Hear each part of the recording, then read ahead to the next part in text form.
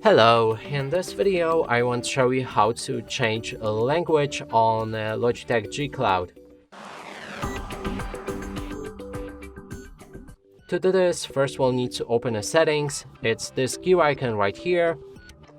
Then scroll down to the language. It's this globe icon. It should look like this if your Logitech is set in a language that you don't understand.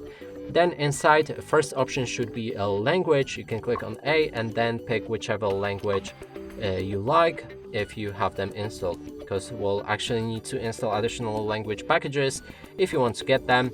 Then just scroll down to the second option, add language, click on A and then again select add language, find whichever language you like, and then when you download it, it should appear right here in the packages. And that's it for this video. Hope you like it. Please consider subscribing to our channel, leave a like and a comment below.